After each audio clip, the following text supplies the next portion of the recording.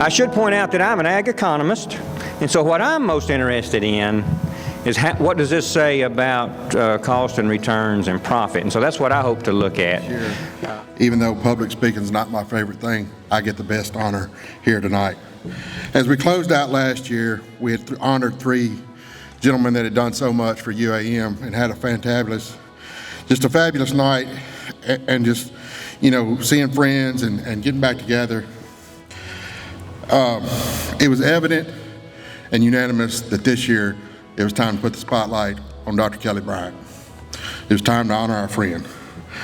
I feel very fortunate that I got to see Dr. Bryant's entire career, because as I started in UAM in 1992, it was when he started, joined the faculty there. And he was part of the faculty there till he became the Dean of Ag and Director of CREC from 2004 to 2018. Every year about this time we get an email to all faculty, staff, and students reminding us that there's no deer hunting on campus. And this is the reason. Partly our part of the state's just a deer hunting capital as it is, but with this many pine trees bordering this many pastures, and then with Greg planting ryegrass for them anyway, and no hunting pressure, the deer population really gets sizable, and there's some trophy bucks out in there. I can remember one of the first classes that Dr. Bryant taught was a farm management class, and I had the privilege of being in his class. And you never know how a new professor is going to be, so we didn't know how serious he was going to be, so he comes in, and most of us had a ball cap or a cowboy hat on in those days. And he strolls in, had that big smile on. He said, "In the South, we gentlemen take our hat off when we're seated inside." And we look around and think, is this guy serious?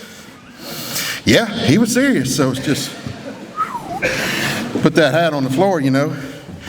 And you didn't know if it was going to be that way with him or not, but it wasn't but just a few weeks after that, we were having one of the Ag Club get-togethers, say.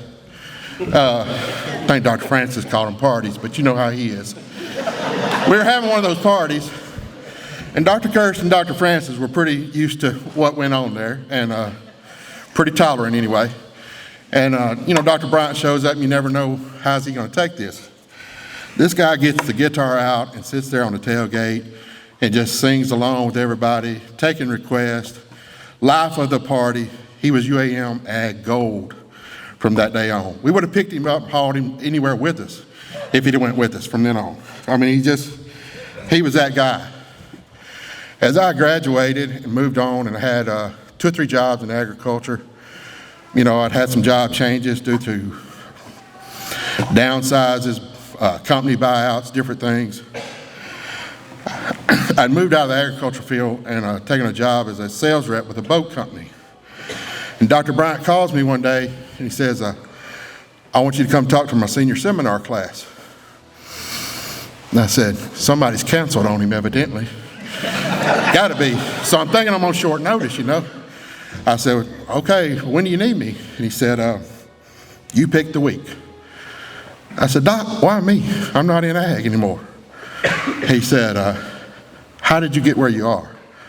I said, "Well, I just kept working hard, looking for opportunities. I didn't give up. I learned how to learn at UAM." He said, "I want you to come talk about that." And that was Dr. Bryant. He was always looking at the big picture. He was always teaching the life lessons. He saw the big picture and he taught the life lessons. He was not only a teacher of all things agriculture, he was a teacher of life lessons. He taught class and character, leadership and poise. He taught how to be that Southern gentleman and a Christian family man. And he taught these things in the best way. He taught them by example. It is my honor tonight to present the Bryant family a plaque from the UAM Agri-Alumni Society in honor of our friend, Dr. Kelly J. Bryant.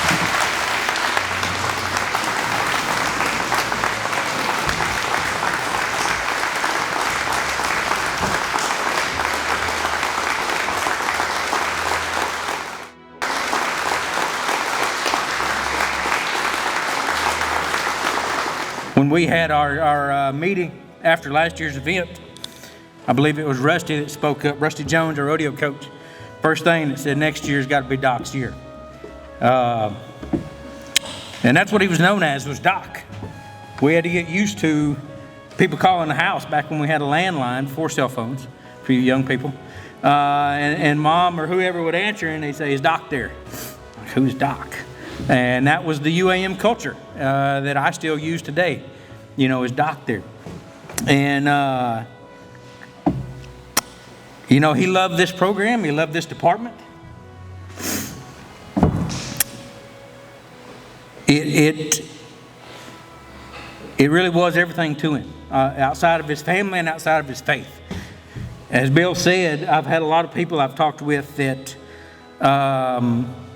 had faith-based conversations with him, faculty and students, and they enjoyed it. They loved it, and he did too. I can tell you right now. He thoroughly enjoyed the openness that this department had with faculty and students. And, you know, he loved hosting those senior dinners at the house. Many of you in here, I was talking with Brett McKeever earlier last year. Brett knew who I was, but I didn't know who Brett was. And a lot of you know me, and I may not know you because I was about this tall when we came here. And but talked to Joey D earlier, and he was one of the guys that I remember from the very beginning. And so a lot of you have made a big influence on my life.